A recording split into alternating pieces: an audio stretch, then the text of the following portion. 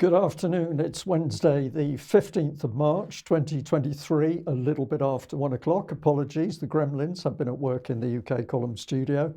We are delighted to bring you UK column news. Host today, Mike Robinson, myself, Brian Gerrish. We're joined by David Scott, bringing us northern exposure from north of the border, and Debi Evans, our very own nursing correspondent. So, packed news, as usual. Absolutely. So, look, we're going to get straight on with some news from Germany, and this is the German health minister, Karl Lauterbach, and he's speaking to one of the German, I think it's ZDF, one of the German television channels, about vaccine injuries. Got a few little clips here. He just starts off, well, just have a listen to this first one, and then we'll discuss it. Der Bundesgesundheitsminister ist bei uns. Vielen Dank dafür und guten Abend, Karl Lauterbach. Guten Abend, Herr Sievers. Was sagen Sie denn diesen Betroffenen?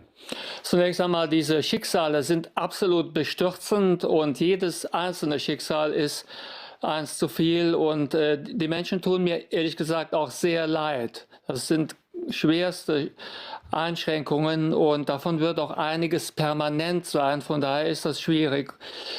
Was wir als Staat machen, ist, die Krankenkassen übernehmen halt die Behandlungskosten und also die Länder bezahlen, wenn die Versorgung notwendig ist, die Versorgungskosten. So the state is going to provide ongoing care for the vaccine injured in Germany, and he claims he's extremely upset about what has happened to the people involved. He went on to say that at the moment there are no drugs available for dealing with these vaccine injured and the injuries that people have experienced. But don't worry, because the pharmaceutical companies are developing, or they're working at a pace to develop the drugs necessary to solve the problems for those that are injured. He went on to discuss the numbers. Jetzt tun Sie so ein bisschen so auch, als ob eigentlich alles geregelt wäre. Aber wenn man mit diesen Menschen redet, hört man genau das Gegenteil. Es muss also hier zu einem schnelleren Anerkennen dieser Verfahren, also Impfschäden kommen. Und wir bekommen ja jetzt auch langsam ein klareres Bild. Man muss allerdings auch darauf hinweisen, nur dass kein falscher Eindruck hier hängen bleibt. Schwere Impfschäden sind auf der Grundlage der Daten des Paul-Ehrlich-Institutes oder der Europäischen Zulassungsbehörde in der Größenordnung von weniger als 1 zu 10.000 Impfungen. Somit ist es nicht so, dass das so häufig ist. So he believes that 1 in 10,000 people that have been given a dose of the jab getting some kind of serious adverse reaction, that is very rare. Now, as we'll come on to a Substack that has been reporting on this in a second, but that Substack report makes the point that in Canada, the AstraZeneca vaccine was withdrawn on the basis of 1 in 55,000 adverse reactions. So is 1 in 10,000 rare? It doesn't seem very rare to me when we're talking about multiple millions of people being given the jab. So let's move on then with his next point. Warum haben Sie, Herr Lauterbach, im Sommer 2021 noch behauptet, dass die Impfung nebenwirkungsfrei sei? Naja, das war eine Übertreibung, also die ich da einmal in einem missglückten Tweet gemacht habe. Aber es war ja nicht grundsätzlich meine Haltung. Ich hatte ja sehr, sehr häufig vorher auch schon zu den Nebenwirkungen der Impfungen Stellung genommen. Ja, ich habe zum Beispiel sehr Sie viel haben über aber auch häufig danach noch gesagt, es gebe kaum oder praktisch gar keine, halt mehr oder weniger nebenwirkungsfrei, haben Sie danach in einer Fernsehsendung von Anne Will noch mal gesagt. Also Sie haben schon immer diesen Eindruck erweckt, dass das Thema Nebenwirkungen eigentlich gar kein Thema ist. Na, das ist nicht richtig. Also ich habe es ja eben gesagt, also die Zahlen waren mir ja all die Zeit bekannt. Die sind auch relativ stabil geblieben. Diese Impfstoffe sind ja weltweit eingesetzt worden. 1 zu 10.000. Da kann man jetzt sagen, das ist viel. Und man kann sagen, es ist nicht so viel. Aber es ist ja tatsächlich eine Impfung, die vor sehr schwerer Krankheit schützt.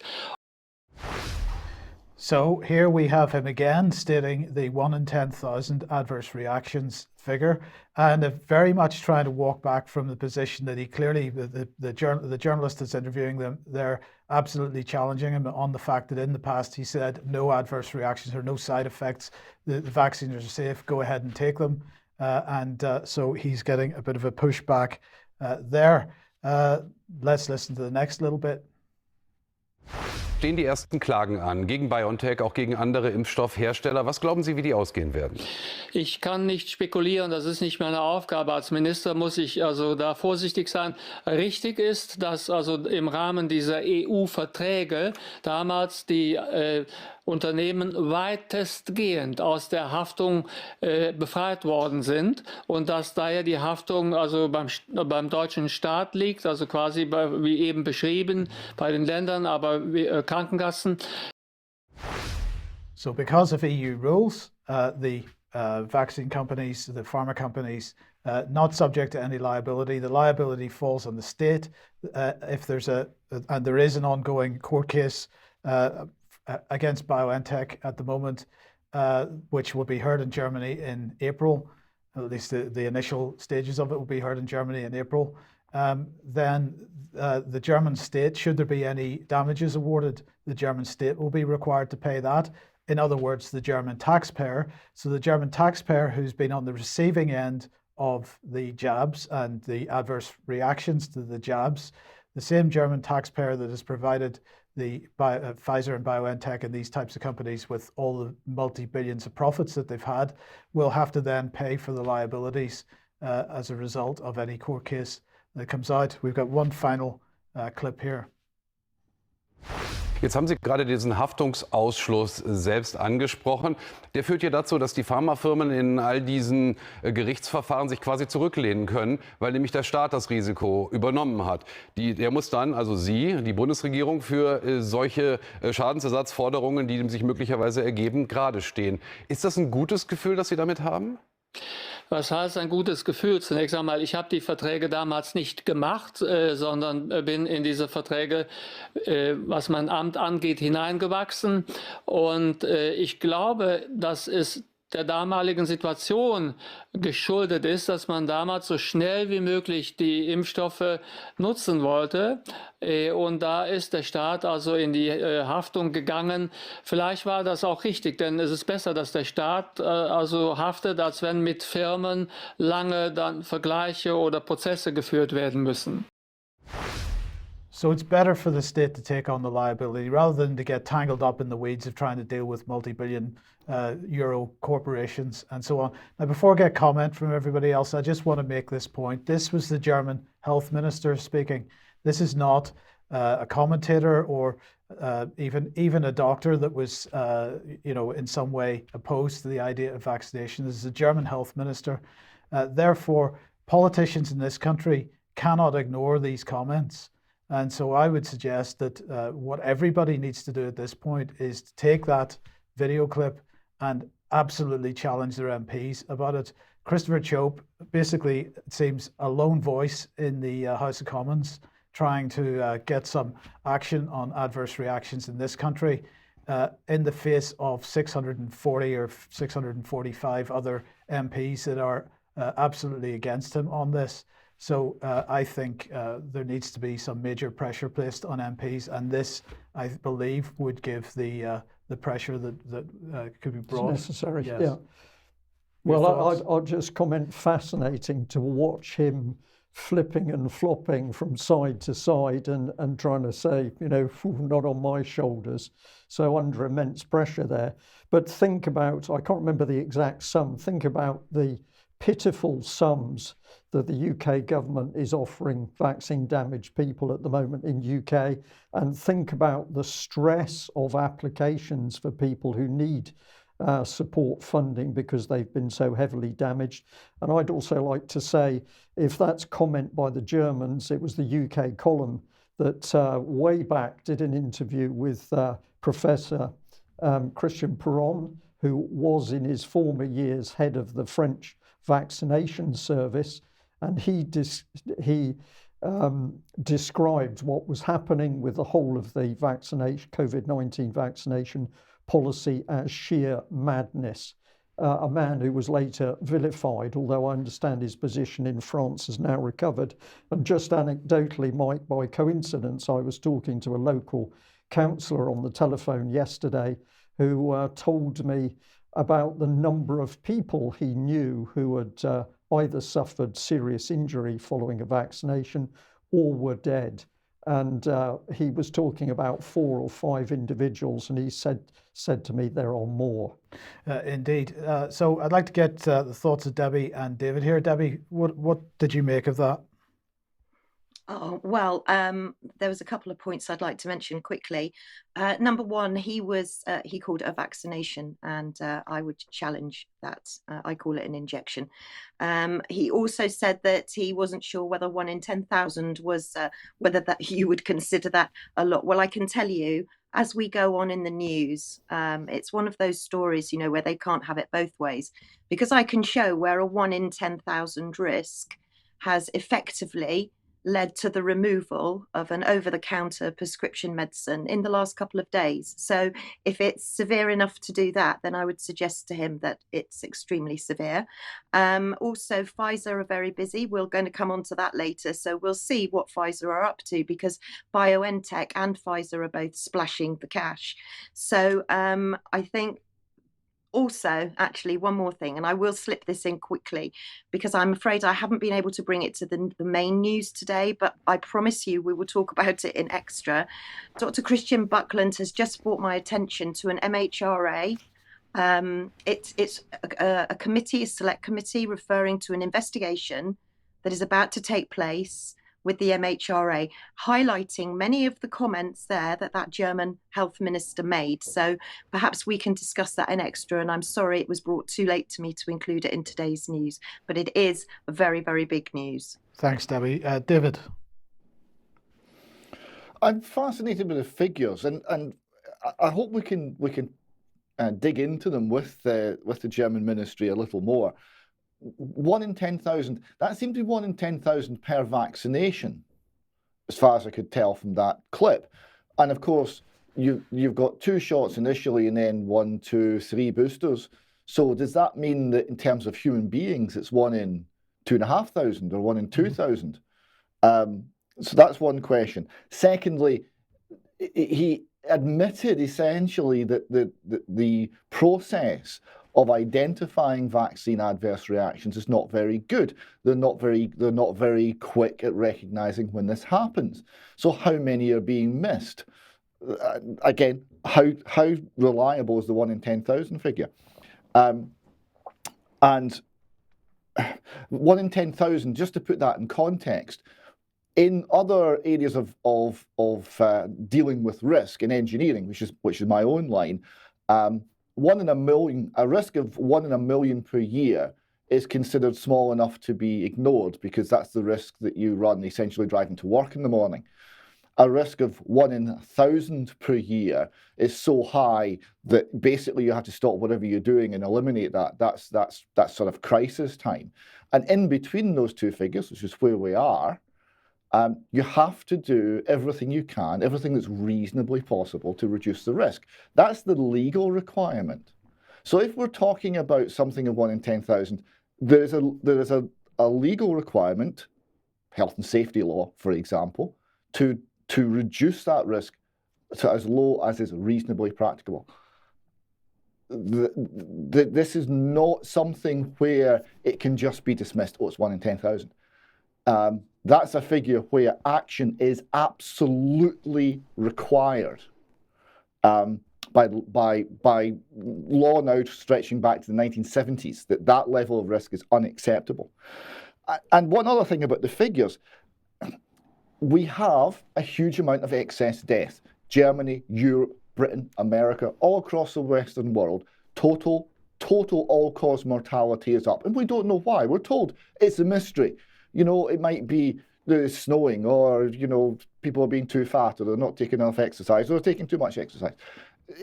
But it's not the vaccines, because that's a conspiracy theory. Well, we don't know anything of the sort. Now, if we have this huge amount of excess mortality, which is not being attributed to the effect of the vaccines, if, for example, a substantial part of that is due to the vaccines, what does that do to the 1 in 10,000 figure?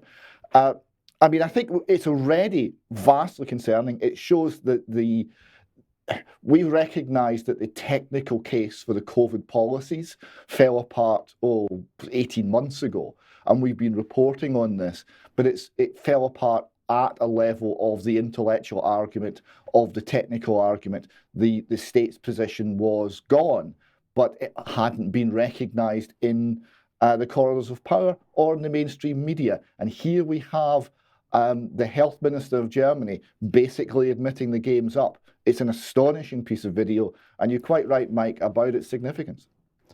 And David, I'll just add, it comes into my mind that, of course, it's only been in the last few months that the MHRA has stalled, I'll use that description, has stalled its production of the yellow card data. So the impression I get from that is that the MHRA is dragging their own statistics about vaccine damage into the long grass in the hope that people can't see it. Okay, well, look, here is that Substack report, COVID from the COVID Chronicles Substack. Bombshell from Germany's Federal Minister for Health admits severe COVID-19 vaccine injuries have always exceeded what Canada deemed to be program ending. So the full ZDF report is there because that interview only occupied a part of the ZDF report. So I do recommend that people go and watch the whole thing with subtitles on YouTube. There's a link to it there. What I would just end by saying is, where's the BBC? Because the German media seem to be cottoning on to this, but in this country, silence. Yeah, as normal. So, Debi, junior doctors. Yeah, junior doctors, we're now on day 3 of the junior doctors strike, and they're asking for a 35% pay increase to make up for inflation for the past 15 years, which has cut their earnings apparently to 26%. I'm sad. I see banners there, £14 an hour, and there was an article in the paper to suggest that some pret-a-manger workers were in receipt of more than £14 an hour. I'm just sorry that there aren't any banners there that reflect the serious adverse reactions or the yellow cards. However, should we be relying on junior doctors right now? Because there are some very alarming reports coming out, no more so than this one, which is saying that NHS junior doctors are suffering from panic attacks and feelings of desperation. Now, this is a new research study that's come out that The Guardian have focused. And if anybody wants to go and look at the research study, the next slide will show you. It's from Leeds University Business School from Sanjay Popper, entitled 2 Months in the Life of a Junior Doctor. So many of our doctors are reporting mental health crises and issues. They're not sleeping, and you have to ask yourself the question: Are these doctors well enough to be looking after us? And I've personally experienced a very senior NHS consultant looking very worried, and actually he was vocalizing his concerns about the NHS to us in an appointment. So we can see that doctors are very upset and are very stressed. However, on the flip side of this strike, the Telegraph has brought out an interesting story to say that actually the NHS at the moment couldn't be in safer hands because, of course, the junior doctors, the ones that are all stressed, the ones that are suffering with mental health conditions, the ones that can't cope, and the ones that want more pay, they're not there. So we've got 17,000 consultants running the NHS at the moment. But could the junior doctors be the turkeys at Christmas? Because it would appear that if the NHS is safer without them, then possibly we'd be better run with consultants. But let's not forget the consultants want a pay rise too. So now the consultants are threatening to go out on strike. So they've been balloted. So who knows? Consultants next. The Mirror's reporting there's more than 17,000 NHS consultants could vote to strike in a ballot next month. So who knows what might happen with the junior doctors and the consultants. We could end up with an NHS with no doctors at all because probably they're too ill. Did you have any comments there, gentlemen? Yeah, well, Debi, I did have one thing on my mind. I mean, a lot of the media coverage of this has focused on NHS doctors' salaries, and of course, if you look at even a junior doctor's salary, it seems quite reasonable on the face of it. But what most people forget, and this has been an issue that has been going on for many, many years, is that junior doctors are routinely working 100-hour weeks. And so when you actually take their annual salary and divide that by 100-hour weeks, you end up with quite a low hourly rate. And you know, they've been under stress for a very long time, is the point I'm trying to make. Yeah, and let's not forget that junior doctors make up 40% of the NHS workforce, and junior doctors are all doctors below consultant level, and GPs are regarded as consultants. They are a consultant level in their own right. So yes, you're absolutely right. And of course, conditions. We don't look after our doctors. We don't look after our nurses anymore. And I've talked about that in my blog, and I'm sure we'll talk about it again. In the meantime, we've still got problems with ambulances, where a quarter of ambulance staff are threatening to quit now, because 50% of them have witnessed deaths from NHS delays. So let's not forget the ambulances, because they've been kind of quietly swept under the carpet. If it's not one strike, it's another strike. As we were warning as well, and have been warning on the news, prescription charges will now be increasing to £9.65 from next month. Now, this is an increase of 30 pence. This is per item, and it's a significant increase. And my prediction is that the next move by stealth will be to increase the age to 66, because currently over 60s don't pay for prescription charges, but I think they might hike that up to in line with the pension age now. Now, the next story is actually ties in very nicely with your first observation, Mike, of the German minister.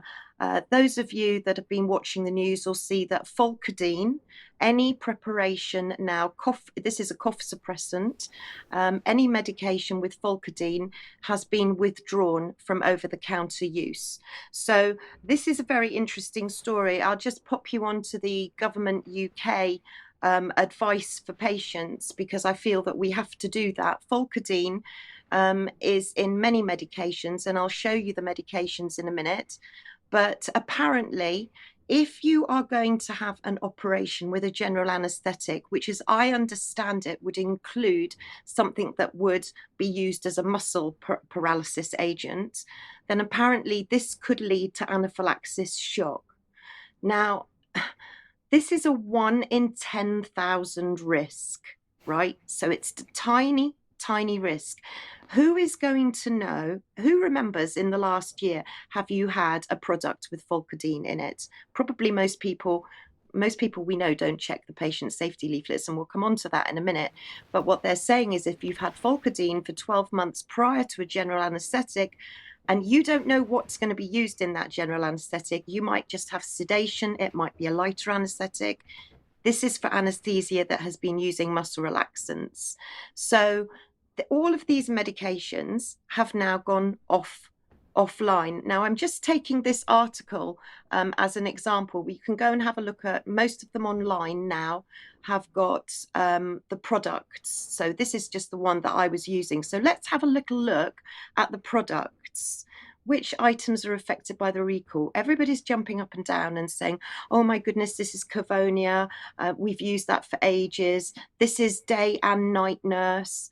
But look very closely there, because we're looking at Volcadine, right? And a little while ago, we were talking about neuroephedrine, which was linked to a very rare brain disorder. So this is completely different. This is Volcadine. Now, if you look down right at the bottom, it says day and night nurse capsules, right? Day nurse capsules, day nurse PL. It doesn't say anything about, because everybody's going, oh, night nurse. Now, I've got a bottle of night nurse right here in front of me, right there, night nurse. Now, if you go and look at this is the elixir. So this is the medicine, okay? This isn't tablets. So if you look at the patient information leaflet here, so just, if there are any pharmacists out there watching, please correct me if I'm wrong. But according to this, the active ingredients of the liquid night nurse, which many people are saying is now gone, the ingredients are paracetamol. So obviously you should never take any paracetamol if you're going to take something like this, because you'll overdose. So please check the ingredients. It's also got promethazine in it. Now, promethazine, some people might have heard of promethazine as Phenergan, which is an antihistamine, antiemetic, stops you feeling sick and can be a bit of a sedative. And it's also got dextromethorphan hydrobamide. I'm sorry about the pronunciation. Now, that I believe is a cough suppressant, which is different from Folcodine. There is no inclusion of Folcodine in the patient information leaflet. So if anybody is going to go to the pharmacy to get night nurse, as in this night nurse, sorry, can you see it there? Which is the liquid, and you're told you can't have it, perhaps check with the pharmacist, because as I'm seeing it, and I'm sure that David or one of you gentlemen will be checking me out as I'm saying it, but as I'm understanding it, this night nurse does not have Folcodine in it. So there you go. That's an exclusive for you. We'll go on now to very quickly excess mortality, and we've got a story from The Guardian, which says that the NHS crisis is causing continued higher than normal levels of death. Now, can I just highlight, this article is dated March 2023, but they're going on data that was between June and October 2022. So I've been looking at James Roguski's Substack, and you know that we've been interviewing James Roguski with regards to the WHO guidelines, the international health regulations, and also Mark Anderson's been doing a phenomenal job with keeping us all up to date on the WHO.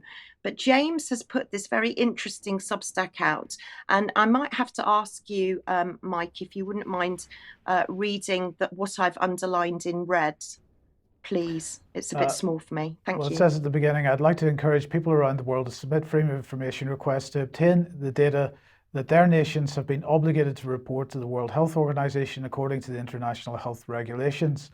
And it's talking about Annex 1, a core capacity requirement for surveillance and response to detect events involving disease or death above expected levels for the particular time and place in all areas within the territory of the states party, and to report all available essential information immediately to the appropriate level of healthcare response. For the purposes of this annex, essential information includes the following: clinical descriptions, laboratory results, sources and types of risk, numbers of human cases and deaths, conditions affecting the speed of the disease, the spread of the disease, and the health measures employed, and to implement preliminary control measures immediately.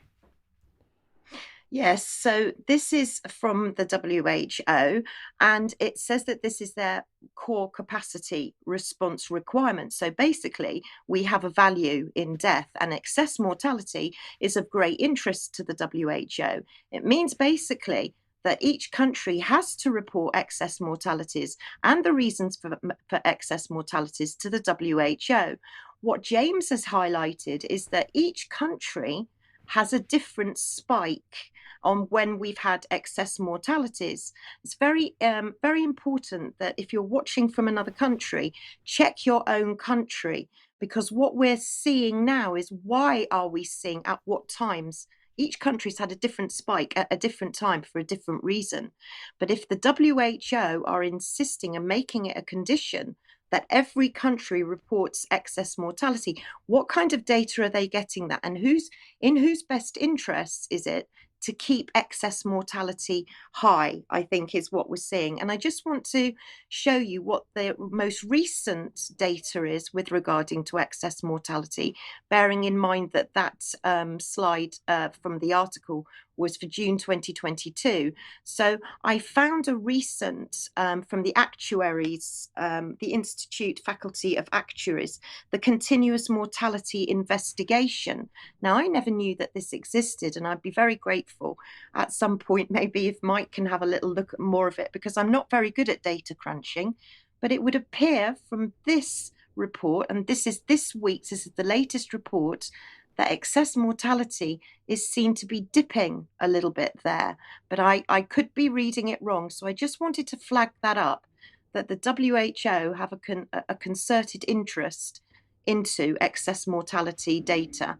So even in death, we are worth a lot of money, and we're being watched in death. Even when we've died, the surveillance is still there. Yes. Okay. Thank you, Debbie, for that. David, let's move back to economy then, and well, the continuing banking travails, shall we say. Joe Biden made a comment about the recent banking collapses, the two banks in the United States. Do you want to introduce this little video clip? Yes, to restore confidence across the whole nation. Who else are you going to call on but President Joe Biden? So he came out and this is what he said.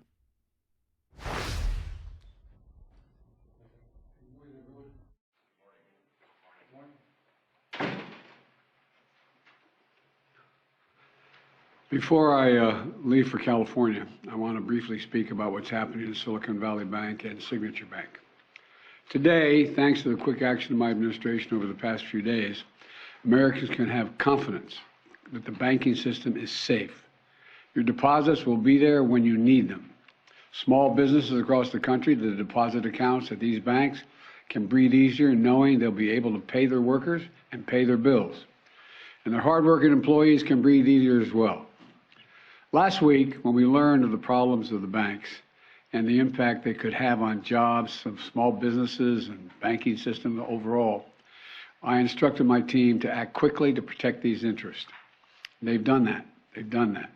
On Friday, the government regulator in charge, the FDIC, took control of Silicon Valley Bank's assets. And over the weekend, it took control of Signature Bank's assets. Treasury Secretary Yellen and a team of banking regulators have taken action, immediate action. And here are the highlights. First, all customers who had deposits in these banks can rest assured they'll be protected and they'll have access to their money as of today. That includes small businesses across the country that bank there and need to make payroll, pay their bills, and stay open for business. No losses will be, and this is an important point, no losses will be borne by the taxpayers. Let me repeat that. No losses will be borne by the taxpayers. Instead, the money will come from the fees that banks pay into the deposit insurance fund. Because of the actions that our regulators have already taken, every American should feel confident that their deposits will be there if and when they need them. Second, the management of these banks will be fired.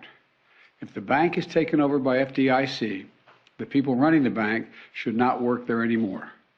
Third, investors in the banks will not be protected.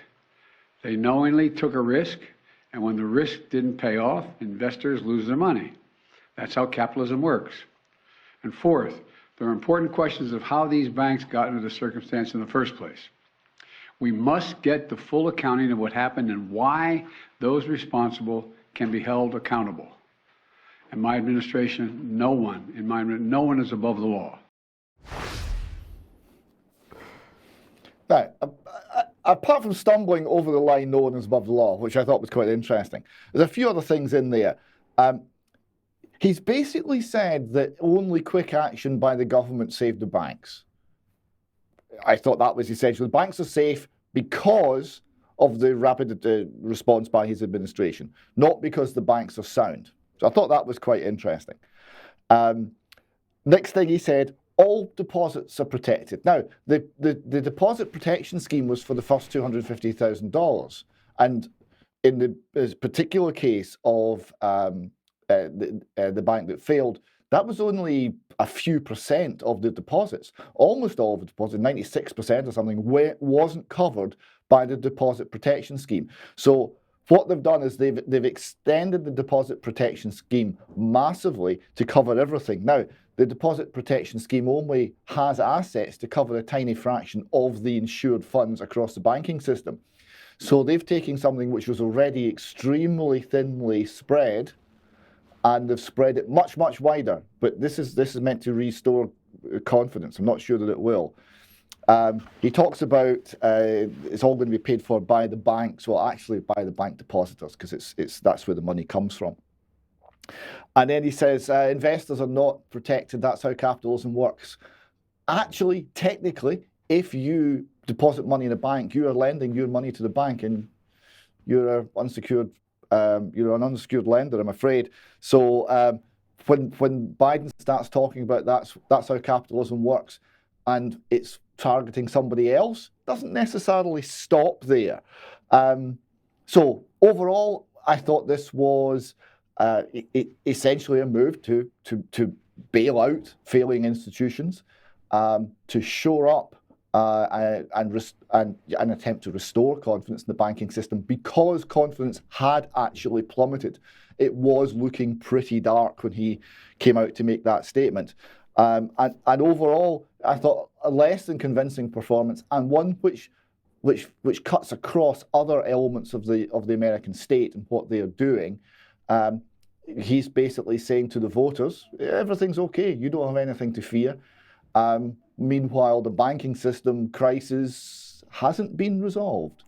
What do you think, gentlemen? That is indeed the case, and I just want to highlight one point. At the end of that is, no matter what you might think about the rest of the speech, but the last sentence about no one being above the law, that's a simple lie.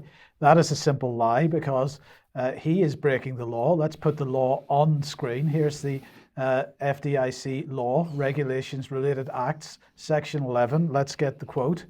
Net amount of insured deposit. The net amount due to any depositor at an insured depository institution shall not exceed the standard maximum deposit insurance amount as determined in accordance with subparagraphs C, D, E, F, and paragraph 3.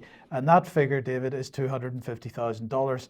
There is no scope for changing $250,000 other than for minor adjustments as a result of inflation. It does not say that it is legal. In fact, it quite clearly says it's illegal to simply open the taps and bail out the banks to whatever figure you happen to choose. So for Biden to simply say at the end of his comment there that no one is above the law, not only is it a lie, but he really needs to reconsider his own position. It's a very good point. And of course, why they're doing this is because there was panic. Right? There was a serious threat here, and they're trying to do the confidence trick. The Irish government did this some years ago. They announced, somewhat smugly, that they just organised the cheapest bailout in banking history, because they'd said that the Irish government stand behind the Irish banks, and that restored confidence, and the confidence restored the integrity of the banks. So everything was okay, and it didn't cost a penny.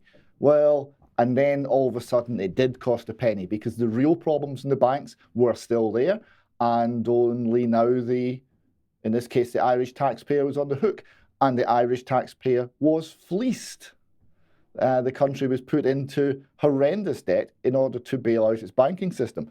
Now, they're saying it's not going to be the taxpayer, but the insurance scheme, which they are claiming is covering all of this, cannot cover much more than the banks that have already gone down. And the next recourse is to the Treasury. That scheme has recourse to the United States Treasury. So to say, there's no taxpayers' money going on this, it leaves out the key word, yet. Yeah. And then the other question I had in my mind, as it was, I didn't mention this on Monday, but of course, Silicon Valley Bank was employing somebody by the name of Lehman. Well, apparently the Mail has picked this one up.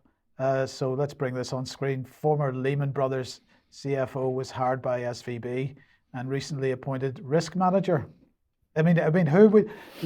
I mean, would you employ? Yes. You would employ. Well, this is if I may, David. I think this is a key thing.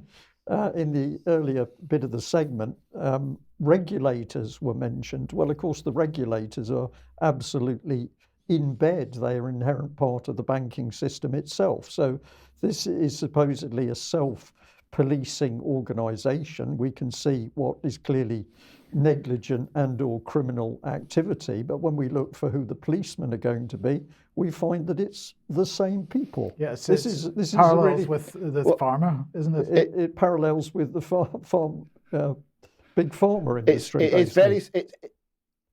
It's very similar to Big Pharma, you're quite right, but it's actually worse than you just stated there. So we've got this chap here who, his name Joseph Gentile, He was chief financial officer at Lehman up to 1 year before Lehman collapsed. So when all the mistakes were made, he was chief financial officer.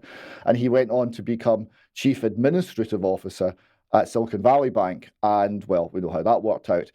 They also say that they had a long time without a risk manager during the point where all the risk was cranking up. And they then got a risk manager from Deutsche Bank, which has got a bit of a troubled past as well. But the point you made there, Brian, about who regulates them, well, of course, this is part of the Federal Reserve System, and it was the local Federal Reserve Bank that was the regulator for Silicon Valley Bank. And on the board of that Federal Reserve Bank was the chief executive of Silicon Valley Bank. He was essentially checking his own homework. Yes. Where does that take us? The Financial Times here, banks are designed to fail. Now, this is actually, I do suggest people search this one out, because it's actually a very good article. There's a part 2 to come next week. We'll see if that's as good. But this is Martin Wolf writing. He said, banks fail. When they do, those who stand to lose scream for state rescue. And if the threat and costs are big enough, they will succeed. This is how, crisis after crisis, we've created a banking sector that's in theory private, but in practice a ward of the state. I think that's a very good way of putting it. The latter, in turn, attempts to curb the desire of shareholders and management to exploit the safety nets they enjoy. The result is a system that is essential to the function of the market economy, but does not operate within its rules. This is a mess. This is a very good summary. So he continues on here. He said, banks are not designed to be secure. Their deposit liabilities are supposed to be perfectly safe and liquid, and their assets are subject to maturity, credit, interest rate, liquidity risks. They are fair-weather institutions. In bad times, they fail, and depositors run for the door. Again, a very good summary of what a bank is. He said, over time, the state institutions has responded to the inability of banks to provide safe money their depositors expect. So you had the 19th century central banks came along to be lenders of last resort. In the early 20th century, governments guaranteed the smaller deposits. Then in the financial crisis of 07-09, they basically put the entire balance sheet of the government behind the banks. The banking system as a whole became part of the state. And in return, capital requirements were raised. Liquidity rules were tightened and the stress tests were introduced. And did this work? Well, no. Now, we've got a graph here that shows just how bad things actually are, because this is all about the quality of the assets the banks are holding. Not only are these assets illiquid, they can't easily sell them, and you've got a demand deposit, and you can go down to your bank and demand the money at any time. But the value of these securities, things like government debt, is falling. As interest rates go up, the value of the bonds already issued falls. And you see here just how much the unrealized losses on these banks' balance sheets are. So obviously SVB was basically wiped out by this, but all of the banks are hugely affected. If you take, say, US Bancorp down the bottom there, they've got, in theory, 8% equity to Tier 1 capital ratio. So they've got 8% of the what's on their balance sheet they have in actual equity within the bank, but actually it's more like 4%. So this means that all of the banks are much more vulnerable than they claim to be because of the falling value of the assets that they hold. And then the next chart shows just how bad this is. Now remember, the Federal Reserve has basically said that they will take these assets in and will lend on them at par. So they're underwriting. They're essentially offering to put this loss on the Federal Reserve Bank's balance sheet for a year. And how much are we talking about? Well, this is not current. This is at the end of December. Right now, it's probably a lot worse. But the unrealized losses in the banking system in the States is round about $600 to $700 billion, which in anyone's world is a lot of money. So this article concludes, the fundamental lesson we have to learn is that even in a modest crisis, deposits cannot be sacrificed. Rules on haircuts for provision of liquidity will go out the window. Banks' awards of the state, partly because they're at the heart of the credit system, but even more because their deposit liabilities are so politically important. That's the key point. He says the marriage of risky and illiquid assets with liabilities that have to be safe and liquid within undercapitalized, profit-seeking, bonus-paying institutions regulated by politically subservient and often incompetent public sectors is a calamity waiting to happen. Banking needs radical change. Now, I thought that was a wonderful summary of just what the situation is. Part 2 next week will apparently say what he thinks the change should be. So we'll see what we think of that. But in the meantime, I mean, there's a couple of points I want to make about that, but we'll keep that for extra. In the meantime, in Switzerland, Credit Suisse is, also in trouble. So it's not just the United States banks. No, you can't make it up. So Credit Suisse, right? This is Swiss. Well, this is allegedly Swiss banking, although they're now international. They're not quite as Swiss anymore. They've got a problem because they've got material weaknesses in their financial reporting mechanisms, and they're not able to accurately report about their financial condition. The bank admitted they were going to have to dedicate significant resources to fixing its financial reporting, and this could prevent the bank from providing reliable financial information to investors. How much worse could it possibly be? The Times continues, the warning comes after Credit Suisse reported its biggest annual loss since the 2008 financial crisis, and has said it would suffer another substantial loss in 2023. That loss, incidentally, was £1.24 billion in the fourth quarter of last year alone. So Credit Suisse not looking good, and really what they're saying is they don't actually know, they can't be sure how bad it is. Indeed, but then it's hardly surprising because central banks, the Bank of England in particular, don't have a clue what's going on either.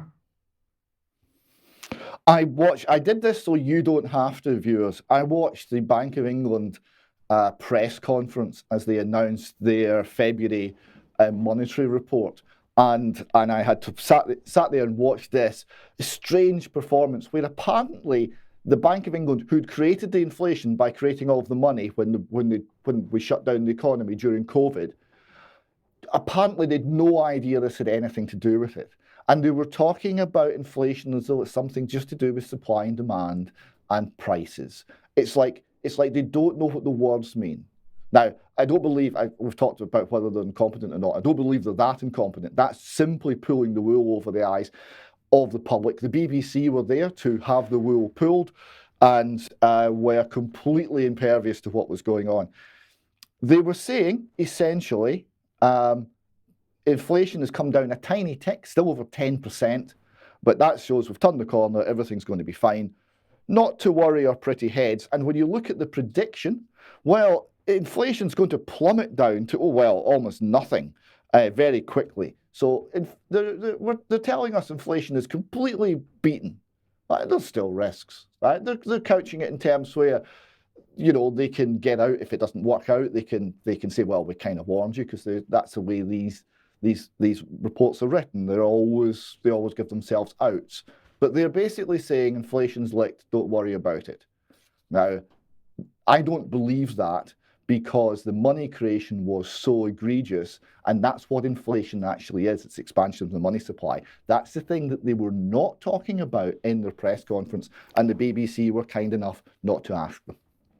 And it hasn't stopped. Yeah, just one question, David. Was he speaking for the Bank of England, or was he actually speaking for the Bank of International Settlements? Because, of course, that gentleman steps seamlessly between the Bank of England and the Bank of International Settlements, and yet the Bank of International Settlements activities in UK are beyond the gaze of the UK public. Who was he working for? Well, he's speaking for the Bank of England. He was speaking for the Bank of England, and he was speaking in this kind of strange grey world between public and private, just as the Fed operates in this. Is it public? Is it private? And if it's public, can we know about it? Well, not really, because it's all confidential. And we have this very woolly system where accountability, responsibility, doesn't seem to happen. And then when things go badly wrong, it's always the same course. It's always money printing, so that you have stealing wealth from the people by stealth, by inflation, and taxation, stealing wealth from the people by more direct and obvious means. It's either the taxpayer or it's inflation, because those are the only two tools they've got in the end of the day. Okay, thank you very much for that. Well, let's move on to one of the banker's other favourites, which is war, of course. So let's give you an update on Ukraine. And as always, I want to thank all of the alternative media sites out there, both ones that may be considered to be biased towards Russia, but also ones that are clearly biased towards Ukraine. It's only by having a look at the work of these individuals that we can start to get some detailed reporting on the battlefield, because of course we know that our very own media in UK and certainly the Ministry of Defence with Defence Intelligence are not telling the public the truth. But on Monday we reported this story. It was about a deep underground bunker being hit, and the report that was circulating was that a significant number of NATO personnel who were there advising Ukraine had died. We put a little red sticker on it saying NATO center hit ? Because we knew there was a little bit of uncertainty. We just want to say today that it's still not obvious what happened, or indeed if something did happen with that particular centre. So we don't know, but what we can be certain of is that the Russians are working extremely hard to identify and destroy command and control facilities, particularly where they include NATO employees, because of course NATO is providing the bulk of this essential war-fighting function. Let's give you a little sort of round up, and I've used a number of sources. I will try and move it around over the coming days and weeks so that it's fair. But this is just outside Bakhmut. Appalling conditions on the one very difficult road the Ukrainians have got left to get gear out. They're being shelled by the Russians, and this picture is showing a column that's been hit. I think the vehicle on the left of your screen is an American Hummer. We're now seeing more and more Western equipment destroyed on the battlefield. And what's happening, of course, this is a war of drones, and in this picture we've got a Russian drone that has picked up an M77 howitzer tucked away in one of the wooded areas on the edge of the field. This is how the warfare is being conducted. Every hedgerow has largely been fortified by the Ukrainians, and the Russians are using drones in order to take out equipment. And this is continuing on an hour by hour, day by day, week by week basis, which is causing significant losses. This is the other problem, that at the moment it's still very wet in Ukraine, and roads many roads, if they're not metalled, are completely impassable. So we've got another M777 howitzer stuck in the mud here. There's a tank which does manage to pull it out, but this shows the pitiful state of many of the Ukrainian battalions, where they are having great difficulty even coping with the conditions, let alone fight the Russians with no ammunition. And what does the battlefield look like? Well, I've just chosen a couple of pictures here. This is actually from Mariinka, but this is, if you like, in suburban area where you're not amongst all the high-rise buildings, more minor buildings, very difficult to fortify, and Ukrainians are dying in very large numbers, being told to defend areas which are essentially not defendable. So top left, you can see that there were some higher rise buildings. These have been heavily targeted, but the damage in front of you can only be achieved with massive amounts of shells. And the story in the West that the Russians are running out of shells is clearly complete nonsense. This is Bakhmut, which is now getting worse and worse. The Russians have moved into the metal factory to the north of the city with a red arrow, and they're also moving further into the city itself with pretty appalling losses to the Ukrainian forces. This just shows you the extent of the attack on the metal works, which was known to be a heavily defended position by the Ukrainian forces.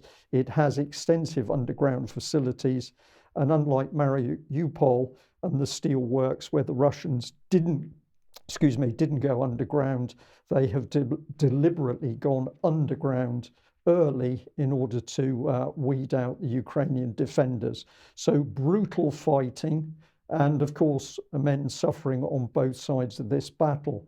But here's where we start to get the truth. Don't look to the BBC, but we're getting some facts which people should pay attention. We're back to the Kiev Independent.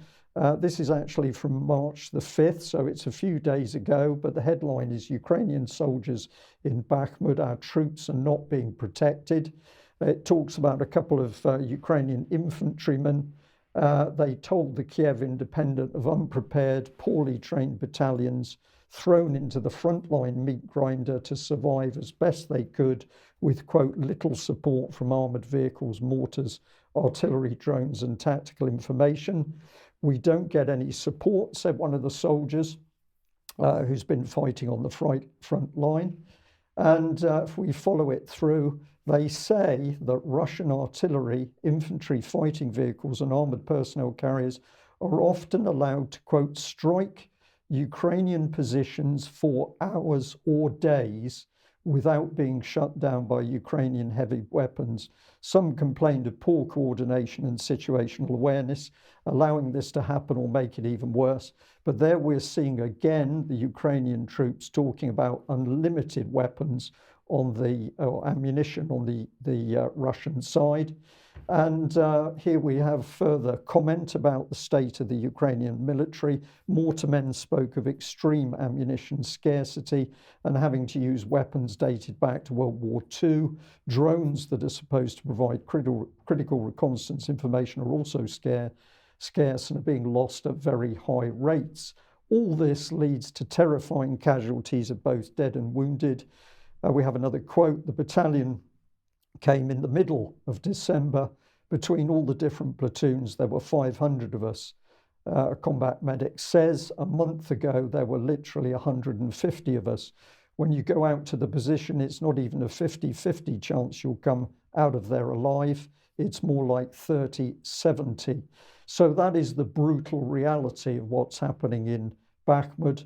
Let's have a look at what Mr. Stoltenberg had to say when he was questioned in front of cameras about the situation in Bakhmut. Over the last weeks and months, we have seen fierce fighting in and around Bakhmut, and what we see is that Russia is throwing in more troops, more forces, and what Russia lacks in quality, they try to make up in quantity. They have suffered big losses, but at the same time, we can not rule out that Bakhmut may eventually fall in the coming days. And therefore, it is also important to highlight that this does not necessarily reflect any turning point of the war. A very sad-looking Stoltenberg, but not necessarily a turning point in the war.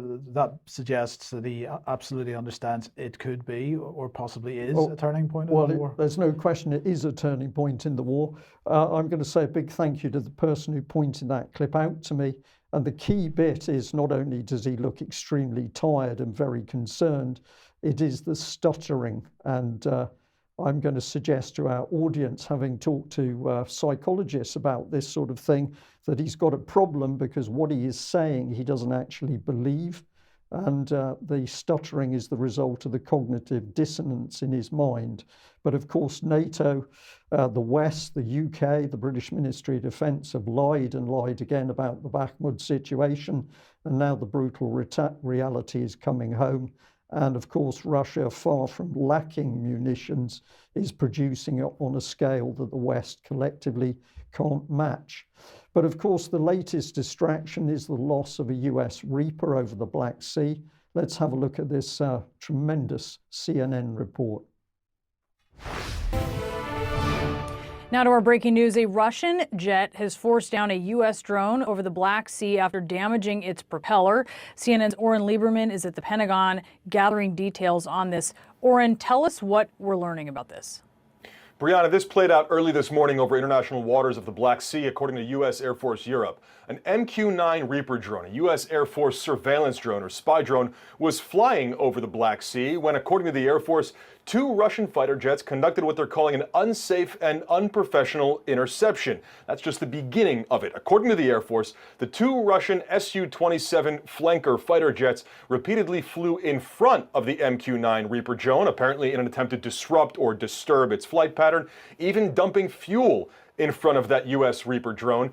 And then, according to the Air Force, one of those Su-27 fighter jets damaged the propeller of the Reaper drone, forcing it down. The propeller on a Reaper is behind it, so somehow that Russian fighter jet managed to damage the propeller, forcing the U.S. to bring down the drone in international waters. Of course, this is a very severe incident, and U.S. Air Force Europe issued a statement essentially referencing how severely they view this. Let me read you a part of this.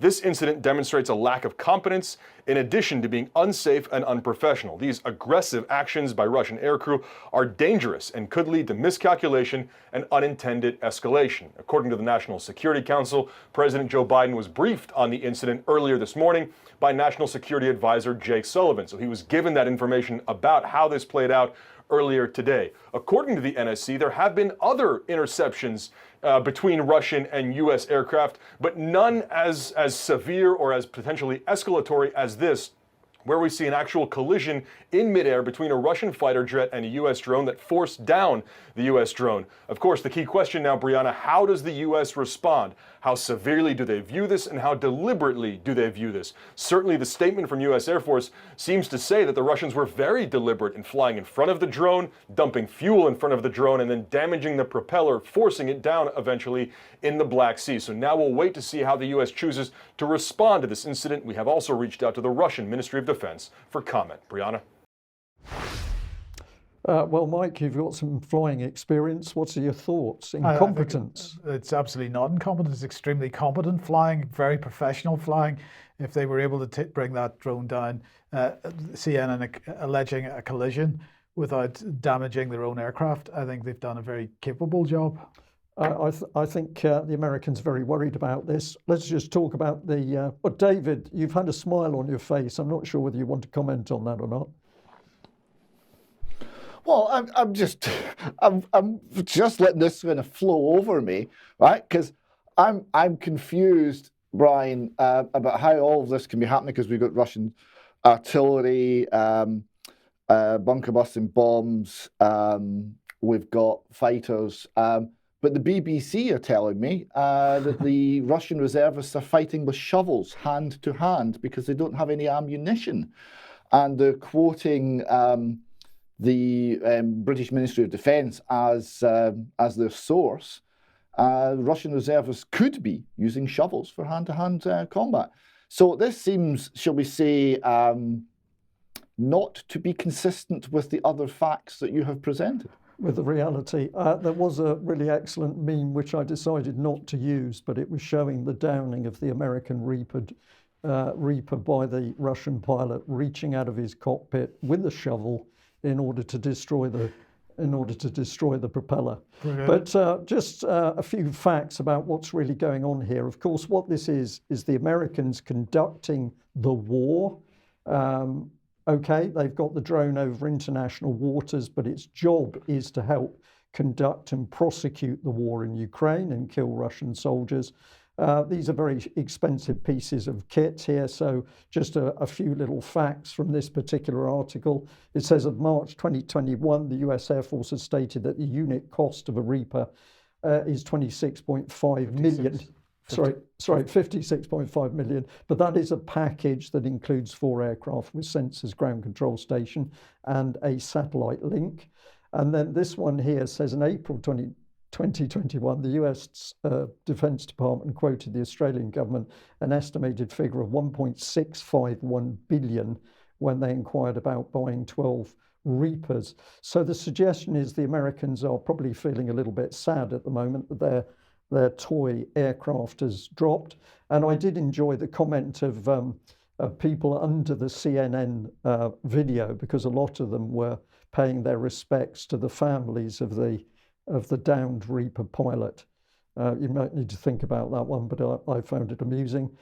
Here's the BBC. US drone crash, a fraught moment with danger. Could it have been an accident based on the actions of the Russian pilots? It's clear it was unsafe, unprofessional. They also broke environmental laws by dumping fuel into the Black Sea. This is probably going to change the whole of the local environment. I think the actions speak for themselves. We've got the key bit here. It's not just Western weaponry that's helping Ukraine to withstand Russia's invasion. It's also a vast quantity of real-time intelligence on every part of Russia's military operation, including the movement of vessels in the Black Sea and the launch of missiles aimed at targets across Ukraine. From defending Ukraine's critical national infrastructure to planning its own offensive operations, Kiev depends heavily on the steady flow of information, and what it should say is on the steady flow of information from sources such as these Reaper drones. Now, are we having an impact? Well, a viewer of UK Column pointed out a little exchange in tweets from Latvia. So what was happening was the Kiev Independent was reporting defense intelligence information from UK. That was essentially misinformation claiming Russian ammunition shortages, whereas in reality the Russians have increased their shells per day to a minimum of 20,000, and Ukraine can only manage about 25% of this. But what was of interest that the viewer picked up is that in a response to this tweet in Latvian, the UK Column got a mention, and the professional interpreter said, I interpret this Latvian tweeter responding to the other Latvian tweeter and saying that the Defence Intelligence Service is wrong and that UK Column is right, which I thought was very interesting.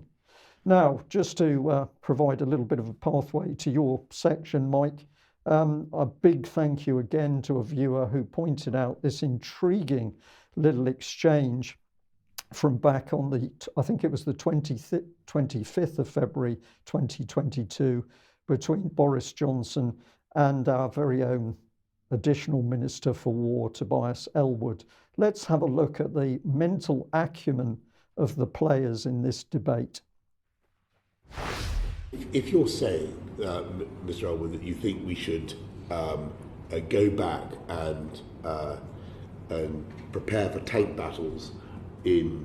no, you're putting words into my mouth. I don't know what, but you're saying that you mentioned. But you mentioned tanks. We are cutting back on our tanks. What is amassing on the Russian border, right on the Ukrainian border? It's tanks, arguably enough. Well, but that's besides the point. I'm saying step back, look at the wider security picture, look at our defence posture, and see what needs to be done. If you think that UK tanks are the answer, then no. Now you're going down an avenue. You're saying that we should commit UK tanks to the defence of Ukraine. No. You're deliberately. I'm sorry. I'm really sorry you're taking us down this rabbit hole, because you know perfectly well it's not about tanks. I'm not taking you down a rabbit hole. Tanks are one element of a wide spectrum of our defence capability. You brought up tanks, Mr. Ellwood. Tanks. You brought up aircraft. Tanks. 48 aircraft, F-35s. You promised 138. You've cut back to 48. You cut back on not just tanks. Warriors have been removed completely. Hercules aircraft removed completely.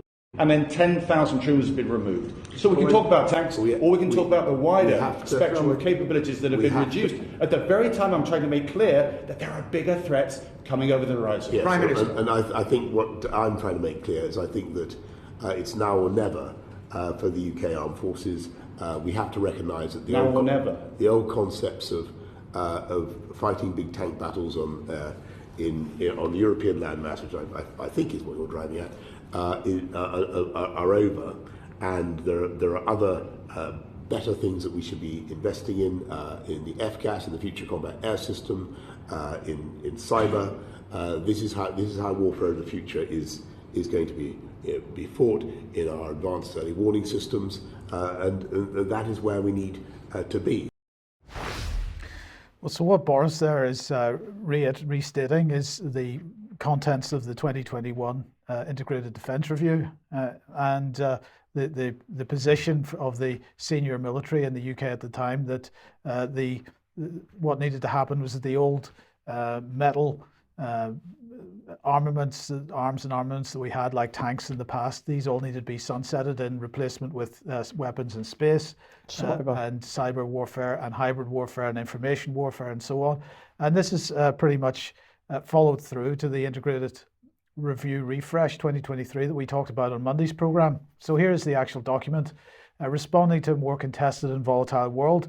Now, there's a paradox in this because they're very much, as we go through the language here, you see they're very much saying that the world is a much more dangerous place. We're much more likely to end up in some kind of hot war, but don't worry about that. We're not going to invest in more tanks, planes, and ships. We're going to continue to invest in cyber and so on. IR 2021 identified 4 trends that would shape the international environment to 2030: shifts in the distribution of global power, interstate systemic competition over the nature of international order, rapid technological change and worsening transnational challenges. Our assessment is that these remain trends that will dominate the decade ahead, so nothing changes there. However, the government's decision to publish the IR Refresh, which is this document, reflects the pace at which these trends have accelerated over the past 2 years. In that time, a transition to a multipolar, fragmented and contested world has happened more quickly and definitively than anticipated. We are now in a period of heightened risk and volatility that is likely to last beyond the 2030s. And they produced a nice little video clip. Let's have a look at it, telling us all that we're in an increasingly contested world, that they're adapting the UK's role, that the UK actively participates in defence of openness, freedom, and the rule of law. But they've got a tank on it, but we're not renewing our tank fleet and so on, and so it goes. But we've got to prevent Russia benefiting from its invasion of Ukraine, and we've got to align with our allies and protect our interests and so on. But we've got a nuclear symbol here because we've got to secure our place on the cutting edge of science and technology and so on. So anyway, what was really announced was as we mentioned on Monday, a £5 billion increase in defence spending, $2 billion to replenish and boost our munition stockpiles. These are all the stuff that we've sent to Ukraine that's been used already, that we don't have the capability to replace in a hurry. So we're going to spend some money to do that. And then the rest to support the nuclear enterprise through infrastructure, skills training, and AUKUS. We'll come on to AUKUS again in a second. So let's just have a look at some of the things that they're talking about. This extra $5 billion follows a £24 billion 4-year cash uplift in defence spending, the largest sustained increase since the Cold War, they claim. They say we will review defence spending after 2025 in light of our ambition to increase defence spending to 2.5% of GDP in the longer term. We will set up a new integrated security fund worth £1 billion to deliver on the core objectives of the integrated review at home and around the world. This replaces the existing conflict, stability and security fund. Now, I have always argued that the comma in that is in the wrong place, because the money that the Foreign Office has spent through the CSSF has been there to sustain and to make stable and secure the conflict in various areas of the world. It's not there to deal with conflict, it's there to create conflict and make sure that conflict runs on nice and stably, because that allows us to do all kinds of things. But anyway, CSSF being replaced with this new integrated security fund. Vanessa will have more to say about that on Friday. We will provide an additional £20 million in funding to the BBC World Service, ensuring it can continue to provide 42 vital language services, including in countries, quotes, targeted by hostile states for disinformation. Well, I hope people from Eastern Europe listening to our broadcast today understand what they're being told there, that the BBC, yes, is a state weapon that will be used against them. And of course, we've talked about BBC Media Action working to set up Suspilny, the Ukrainian TV station. So be under no illusions that when you're looking at the BBC, particularly in Eastern Europe, this is the iron fist in a velvet glove. This is soft power of the UK government. Okay, and a very large part of the new review is a reorientation of our posture with respect to China. So they've got a huge section on China. China, under the Chinese Communist Party, they say, poses an epoch-defining and systemic challenge with implications for almost every area of government policy. and the everyday lives of British people. In responding to this challenge, the UK will strengthen our national security protections, align and cooperate with our partners, and engage where it is consistent with their interests. And that, of course, is what AUKUS is all about, which we'll come on to in a second. But just before we get on to AUKUS, I just wanted to mention that the US has also published their 2024 defense budget, and the themes are quite similar. So if we just highlight this, for example, as the People's Republic of China races to modernize its military, this budget will sharpen our edge by making critical investments across all timeframes, theaters, and domains. So again, very similar to the integrated review, they're talking about hybrid warfare effectively. Amongst numerous important actions that bolster our combat credibility in the short term, this budget makes the department's largest ever investments in readiness and procurement, because they've got to replace all the arms and armaments that they've sent over to Ukraine already. To sustain our military advantage over China, it makes major investments in integrated air and missile defenses. This budget includes the largest ever Pacific Deterrence Initiative, which we are using to invest in advanced capabilities, new operational concepts, and more resilient force posture in the Indo-Pacific region. So they're absolutely pushing against China. We are joining that game. So AUKUS, a part of this, here is the latest graphic from the Ministry of Defence, because of course they announced the submarine deal. Let's have a look at what they're saying about it. This is an historical trilateral partnership, a new fleet of submarines for the UK and Australia, UK world-leading design, let's see, cutting-edge US submarine technology, and UK submarines built by BAE Systems and Rolls-Royce. But of course, the Australian ones are not going to be. So what they're saying is that commencing in the early 2030s, subject to approval from the US Congress, the United States will sell 3 Virginia-class submarines to Australia, with the option to sell 2 additional submarines if deemed necessary. That is crucial, apparently, to enable Australia to sort of get through the next number of years until these new submarines are built, because the new submarines are going to be only coming online sometime in the 2030s and 2040s. So the Virginia-class submarines will go to Australia to fill that gap. And in the meantime, also, the UK will base one of its Astute submarines in Australia as well. So we're all getting involved in making sure that the pressure being kept on China. Well, we hope the design and build is better than for the aircraft carriers, because of course we know we've still got major problems and can't keep both the carriers at sea, but more on that another time. Indeed. Very briefly, if you like what the UK Column does, you'd like to support us, please head over to community.ukcolumn.org. Options to help us there, or you can pick something up at the UK Column shop. But please do share material you find on the various platforms. Okay, and a reminder again that tickets for AV13, that's the 22nd of October 2023, a day in the Leonardo Hotel Milton Keynes. Those tickets are going quite quickly, so if you're thinking of attending, please get online and book your ticket. Plus a reminder that an AV online will be taking place the 22nd of April. Please do join us for that. Can I just mention, Brian, that although we're supporting the Alternative View conferences, we're not running them. So if you've got questions about tickets or anything like that, you need to contact the AV team themselves, because we aren't in a position to really assist, other than perhaps to forward on an email. But it'd be much easier if you just contact them directly. Okay, thank you for that. And Debbie, you've got a thank you slide here, which I think is a very important one. I have indeed. I had a lovely message from Charlotte, and she said, please, would I thank all our UK Column audience, viewers and listeners who have contributed to this GoFundMe page. I mean, it's just been phenomenal. And also Charlotte, and this is the message that I'm reading out from her, with her grateful thanks to everyone. She says, we've made a public Facebook page for uninjured people who support us, so we can keep them up to date on our campaigns, sharing information and ways in which people can help support us. If you have Facebook, could you like it and write a review on there about your experience of helping us? So big, huge thank you from UKCV family. And just to let everybody know, we are keeping, because the vaccine injured are feeling as though they have many broadcasters and mainstream media, mainstream media like GB News that were featuring and looking at vaccine injured stories.